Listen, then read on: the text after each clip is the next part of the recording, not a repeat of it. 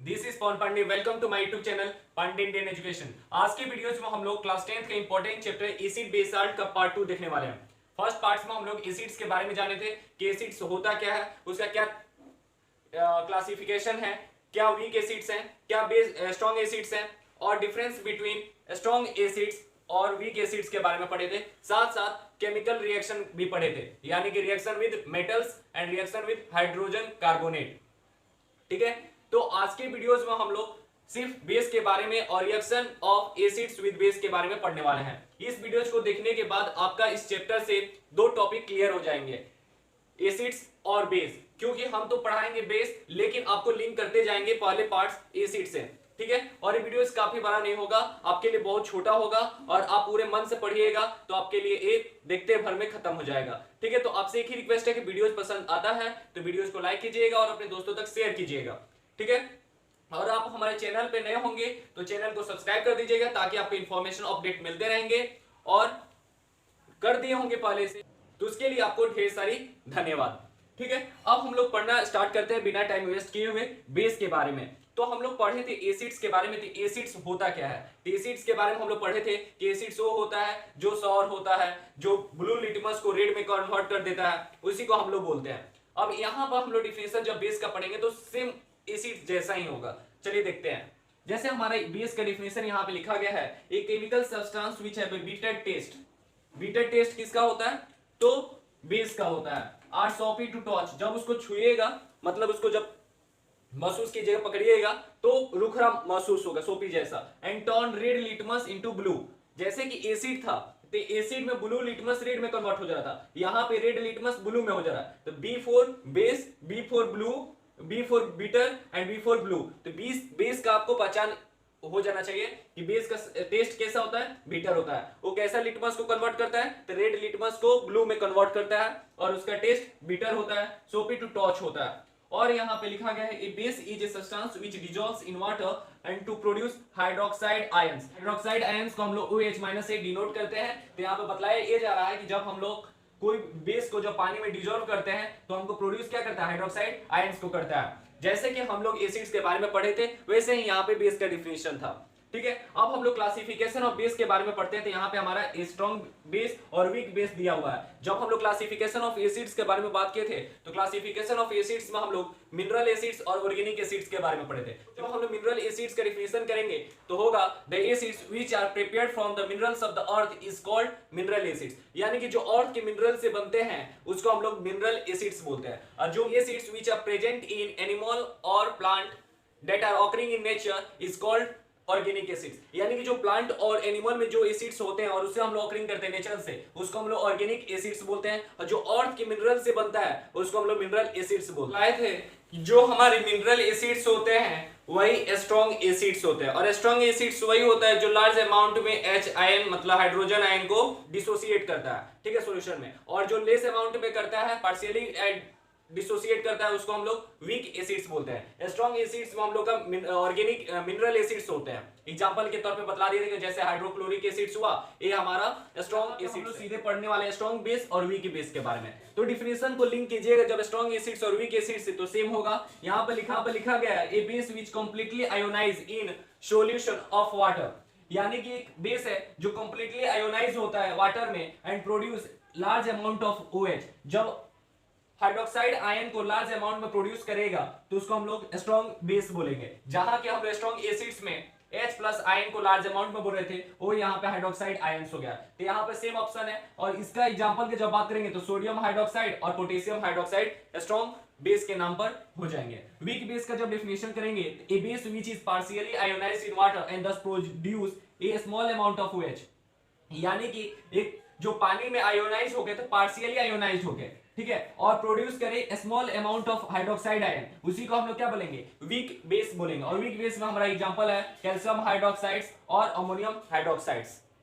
जब हम लोग बात करेंगे प्रॉपर्टीज ऑफ बेस का, तो जैसे कि हम लोग प्रॉपर्टीज ऑफ एसिड्स में पढ़े थे कि एसिड का टेस्ट सौर होता है, तो यहाँ पर हमारा बीटा टेस्ट होता है। It feel soapy to touch, it turn red litmus into blue, blue litmus red litmus को ब्लू में कन्वर्ट कर देता है and it conduct electricity in solution due to the presence of ions in water. जब पानी में ions होंगे OH के तो क्या जनरेट कर देगा या क्या कंडक्ट करेगा, इलेक्ट्रिसिटी को कंडक्ट करेगा। ये वाला जो ऑप्शन है ये एसिड्स में भी सेम होते हैं और बेस में भी होता है, क्योंकि एसिड्स में भी आपका इलेक्ट्रिसिटी कंडक्ट करता है और बेस में भी कंडक्ट करता है। फिर हम लोग जब केमिकल रिएक्शन ऑफ बेस का बात करते हैं तो रिएक्शन विद मेटल, यानी कि जब हम लोग बेस का रिएक्ट कराते हैं मेटल से तो हमारा क्या बनाता है, तो बेस को जब हम लोग मेटल से रिएक्ट कराते हैं तो साल्ट यानी नमक और हाइड्रोजन गैस को देता है। जब हम लोग एसिड्स को मेटल से रिएक्ट करा रहे थे तो उस समय में भी हमको साल्ट और हाइड्रोजन गैस दे रहा था। जस्ट लाइक यहाँ पे दिया हुआ है 2NaOH जो हमारा एक बेस है और जिंक हमारा एक मेटल है। जब इन दोनों का रिएक्ट कराते हैं तो Na2ZnO2 बनता है जो हमारा एक नमक है और H2O गैस को H2 को इवॉल्व करता है। फिर से रिएक्शन जब हम लोग कराते हैं non metallic oxide with base, यानी कि नॉन मेटालिक को हम लोग जब बेस से रिएक्ट कराते हैं तो क्या बनता है, तो बेस को जब नॉन मेटालिक से हम लोग रिएक्ट कराते हैं तो हमारा साल्ट और वाटर को छोड़ता है। अब जैसे कि कैल्शियम हाइड्रोक्साइड्स जो ऑप्शन है वो किसका है, बेस का है। CO2 क्या है, नॉन मेटालिक है। नॉन मेटालिक में आपके जो भी गैसेज हैं ये नॉन मेटालिक है, जैसे ऑक्सीजन, ठीक है। उसी प्रकार CO2 कार्बन डाइऑक्साइड एक नॉन मेटालिक है जो रिएक्ट करता है बेस से तो हमारा बनता है calcium carbonate plus water. Calcium carbonate आपका साल्ट का रूप ले लेता है और वाटर इवॉल्व हो जाता है। इसको हम लोग एसिडिक इन नेचर बोलते हैं। Acidic in nature, acidic in nature इसलिए बोलते हैं क्योंकि जब हमारा एसिड के साथ बेस रिएक्ट कराएगा तो उस समय में भी हमारा ऐसा ही कुछ रिजल्ट आता है, ठीक है। तो ये था हमारा ओवरव्यू किस पे, साल्ट्स पे था। अब हम लोग इसी टॉपिक को पढ़ने वाले हैं reaction of acids with base, यानी कि रिएक्शन पढ़ेंगे एसिड्स का बेस के साथ, ठीक है। तो आपको जो भी डाउट होंगे इस बेस के टॉपिक से आप कमेंट बॉक्स में पूछ सकते हैं, हम आपको रिप्लाई करने की पूरी कोशिश करेंगे। होपफुली आपको इस चार्ट से, आपको इस स्लाइड से कोई भी डाउट नहीं होगा, क्योंकि इसमें कोई डाउट होने वाला चीज था ही नहीं, क्योंकि ये सब हम लोग पहले से ही जानते, क्लास 6, 7, 8 में भी पढ़ते हुए आ रहे हैं। स्ट्रॉन्ग एसिड्स होता क्या है, बेस क्या होता है, ये दोनों के डिफिनेशन हम लोग शुरू से ही जानते हुए हैं, वही यहाँ पे लिखा हुआ था। बस हम लोग को जुड़ा क्या चीज, इसमें दो चीज हम लोग सीखे ज्यादा, स्ट्रॉन्ग बेस और वीक बेस, ठीक है। जो स्ट्रॉन्ग एसिड्स और वीक एसिड्स हम लोग पिछले क्लास में सीखे, वहीं पे हम लोग स्ट्रॉन्ग बेस और वीक बेस पढ़े, क्या डिफिनेशन होता है, तो ये सब हमने बोर्ड पे लिखा हुआ, आप इसका स्क्रीनशॉट ले सकते हैं और नोट्स में लिख सकते हैं, ठीक है। तो देखिए अब हम लोग पढ़ने वाले हैं क्या, reaction of acids with base, यानी एसिड्स क्या होता है उसके बारे में हम लोग पढ़ लिए, बेस क्या होता है उसके बारे में पढ़ लिए। बेस क्या डिसोसिएट करता है, तो OH माइनस, और एसिड्स H+ आयन, ठीक है। तो इसके बारे में हम लोग पूरे अच्छी तरह से समझ गए हैं। अब हम लोग पढ़ेंगे न्यूट्रलाइजेशन रिएक्शन। तो सबसे पहले पढ़ते हैं न्यूट्रलाइजेशन रिएक्शन होता क्या है। तो the reaction between an acids, BTW का मतलब शॉर्ट फॉर्म में हमने बिटवीन लिखा है, the reaction between an acids and a base to give a salt and water. एक एसिड और बेस के बीच में जब हम लोग रिएक्ट कराते हैं, एसिड और बेस के बीच में जब रिएक्शन कराते हैं और साल्ट और वाटर प्रोड्यूस करता है, उसी को हम लोग न्यूट्रलाइजेशन रिएक्शन करते हैं। इसको क्वेश्चन में पूछा भी जा सकता है, एक्सप्लेन न्यूट्रलाइजेशन रिएक्शन, ठीक है। तो सबसे पहले हम लोग इसी का हम लोग यहाँ पे एसिड बेस के तो मतलब समझते हैं आप कि एसिड H+ आयन होगा और बेस OH माइनस होगा, साल्ट देगा और वाटर देगा। यहाँ पे हम एक एग्जांपल के साथ में समझते हैं, एक्सप्लेनेशन के रूप में आपको दिया जाएगा। जैसे एसिड के जगह पे हम लोग HCl को ले लेते हैं और बेस के जगह पे हम लोग NaOH को ले लेते हैं। तो समझ रहे हैं, HCl का मतलब हाइड्रोक्लोरिक एसिड, NaOH का मतलब सोडियम हाइड्रोक्साइड। जब दोनों को रिएक्ट कराते हैं तो रिएक्ट कराने के दौरान हमारा वो क्या जाएगा, HCl और Na एक बार में मिल जाएगा और OH और H मिलके क्या बन जाएंगे, NaCl प्लस H2O। तो देख रहे हैं कि NaCl हमारा साल्ट का रूप हो गया, NaCl साल्ट का रूप हो गया और H2O हमारा वाटर हो गया। यानी एक्सप्लेनेशन के रूप में आपको पूछेगा तो आप सीधे फॉर्मूला ये वाला लिखिएगा, H+ प्लस OH। यहाँ पे HCl NaOH की एग्जांपल लेकर के आप दिखला सकते हैं।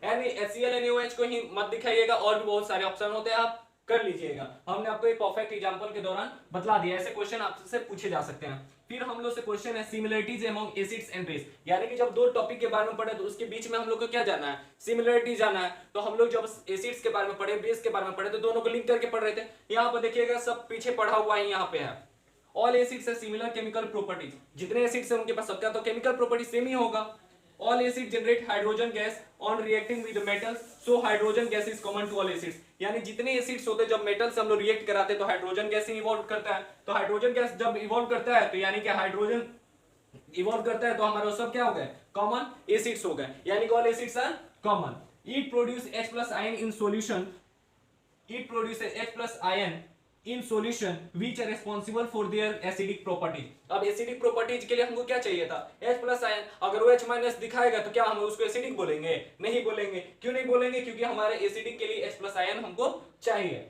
फिर solution of acids and base both conduct electricity. हमने आपको जब डिफिनेशन बता रहा था यानी properties of base and properties of acid, तो उस दौरान में हम आपको बतलाएं एसिड और बेस के सॉल्यूशन जो होते हैं कंडक्टर ऑफ इलेक्ट्रिसिटी होते हैं। तो भाई क्यों होते हैं, तो उसको देखिए जरा।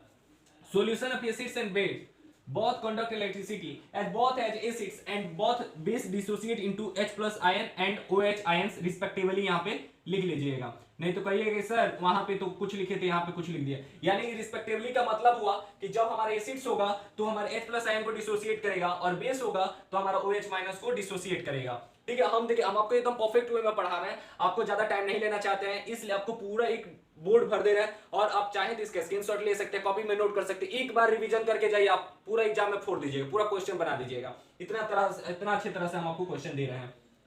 Which is responsible for electricity conducting, यही रिस्पॉन्सिबल है इलेक्ट्रिसिटी को कंडक्ट करने के लिए। तो पूछा जा सकता है why which are responsible for electricity conducting। अब यहीं से क्वेश्चन आपसे पूछा जा सकता है, या इतना देर कर आपके केस बेस्ड में क्वेश्चन पूछा जा सकता है कि which are responsible for electricity conducting, then you have to say acidic dissociate H plus ion and base dissociate OH minus, it's are responsible for electricity conducting। अगर आप ऐसा नहीं लिखते तो आपका मार्क्स कटेगा। हम आपको एक एक इंपॉर्टेंट क्वेश्चंस बोर्ड के दौरान यानी पढ़ाने के दौरान हम आपको बताते हुए चल रहे हैं। ऐसे में हमारा जब चैप्टर कंप्लीट हो रहा है तो हम कुछ इंपॉर्टेंट क्वेश्चन को तो देख ही रहे हैं। ठीक है, तो आपसे एक ही रिक्वेस्ट है, वीडियोज को पूरा फुल देखिए और पूरा ज्ञान लीजिए। Acid and base in water solution, acid और बेस को जब हम वाटर सॉल्यूशन में करते हैं तो क्या होता है, तो all acids present H plus ion in presence of water solution. जितने एसिड्स होते हैं तो वाटर के प्रेजेंस में H प्लस आयन रखते हैं। And the separation of H plus ion in form HCl molecule. ठीक है, the separation of H plus ion from HCl molecule can not occur in absence of water. यानी कि HCl का जो H plus ion है वो water के बिना नहीं शो करेगा, H प्लस आयन नहीं दिखाएगा। तो यहाँ पे एक रिएक्शन लिखा गया HCl प्लस H2 होता है, H3O प्लस Cl माइनस बनेगा। Hydrogen ions can't exist alone but they exist after combining with water molecule। मतलब बताना ये चाहता है कि हाइड्रोजन आयन जो है अकेले एग्जिस्ट नहीं करेगा। तो अकेले एग्जिस्ट नहीं करेगा तो भाई किसके साथ एग्जिस्ट करेगा, तो जब उसको हम लोग they exist after combining with water molecules, यानी जब H2O मॉलिक्यूल्स के साथ उसको कंबाइन कर देंगे तब वो एग्जिस्ट करेगा। जैसे कि हम H plus ion plus H2O लिखे तो H3O बना। हाइड्रोनियम आयन किसको बोलते हैं, हाइड्रोनियम आयन H3O प्लस को ही बोलते हैं। फिर हम लोग पढ़ेंगे हाइड्रोक्साइड आयन। हाइड्रोक्साइड आयन का मतलब OH माइनस, आप तो जानते हैं। अब यहाँ पे हम एक एग्जांपल लिखें। एग्जांपल क्या है आप पढ़िए, NaOH। NaOH को आप क्या बोलेंगे, Na से सोडियम, OH से हाइड्रोक्साइड। तो जब सोडियम हाइड्रोक्साइड को वाटर में डिसॉल्व कीजिएगा तो उस दौरान में क्या होगा, Na प्लस में डिसोसिएट हो जाएगा और OH माइनस में डिसोसिएट हो जाएगा। और OH माइनस में डिसोसिएट हो गया, यही तो प्रॉपर्टीज बतलाना है कि जब किसी भी हम लोग सब्सटेंस को जब पानी में डिसॉल्व करते हैं, अगर OH माइनस को डिसोसिएट करता है, that mean substance is basic. And when it releases and when it dissociate into H plus ion, then its substance is also called acidic। तो यहाँ पे जो सब्सटेंस था NaOH था, सोडियम हाइड्रोक्साइड था, जब पानी में हम उसको डिसॉल्व किए तो हमारा डिसोसिएट किस रूप में हुआ, Na plus plus OH minus. तो OH माइनस किसका प्रॉपर्टीज है, तो OH माइनस हमारा बेस का प्रॉपर्टीज है। फिर अल्केलिज हम किसको बोलते थे, जितने हमारे बेस होते हैं पानी में क्या होता है, सोल्यूबल नहीं होते हैं। तो जो पानी में सोल्यूबल होते हैं उन्हीं को हम लोग क्या बोलते हैं, अल्केलिज बोलते हैं। तो what are alkalis, that's you have to write which bases are soluble in water is called alkalis। Now dilution of acids and base, अब इसके बारे में हम लोग पढ़ेंगे। तो देखिए एक एक्सपेरिमेंट बता रहे हैं हम आपको कि अगर कभी भी प्रयोगशाला में जाते हैं तो आप HCl में पानी मिलाइएगा तो आपको बर्न हो सकते हैं, आप जल सकते हैं। यानी कि आपको तो ऐसे भी मालूम है कि जब कोई गर्म चीज पे थोड़ा मतलब ठंडा चीज को गिराते हैं तो कितना ज्यादा एनर्जी निकलता है। ठीक है, तो वही यहाँ पे बतलाने का मतलब ये है कि जब भी आप कोई एक्सपेरिमेंट करते हैं वाटर से और एसिड से, तो उस दौरान में पहले पानी को ले लीजिए और पानी को लेने के बाद उसमें स्ट्रिंग्स के मदद से या टेस्ट ट्यूब के माध्यम से एसिड्स को लीजिए और धीरे से स्लोली उसको पॉर कीजिए, मतलब डालिए। ठीक है, वही लिखा है व्हेन एन एसिड्स और base is added in water, जब भी हम लोग एसिड और बेस को जब हम लोग पानी में मिलाते हैं तो it produce a large amount of heat and which are called exothermic reaction. जब हमारा लार्ज अमाउंट में हीट निकलता है उसको हम लोग क्या बोलते हैं, एक्सोथर्मिक रिएक्शन। तो वही यहाँ पे बतलाया गया कि जब एसिड और बेस को जब हम लोग पानी से रिएक्ट कराते हैं तो उस समय में हमको बहुत बड़ा एनर्जी निकलता है जिसको हम लोग एक्सोथर्मिक रिएक्शन कहते हैं। Now the process of mixing an acids और अ बेस विद वाटर, जब हम लोग मिक्स करते हैं एसिड या बेस को पानी से, and result decrease in concentration of ion, और जब आयंस में रिजल्ट डिक्रीज करता है H3O प्लस और OH माइनस, H3O का मतलब हाइड्रोनियम आयन और OH मतलब hydroxide ions per unit volume, this process is called dilution. इसी प्रोसेस को हम लोग क्या बोलते हैं, डिल्यूटेड बोलते हैं, डिल्यूशन बोलते हैं। The acids must always be added slowly in water. अब यहाँ पे आपको एक सावधानी बरतने के लिए हम आपको बता दें कि जब भी आप एसिड्स को मिलाएं पानी में तो आप उसको स्लोली में मिलाएं, नहीं तो बहुत बड़ा हादसा हो सकता है, घटना हो सकता है, तो इसके लिए आपको सावधानी बरतनी होगी।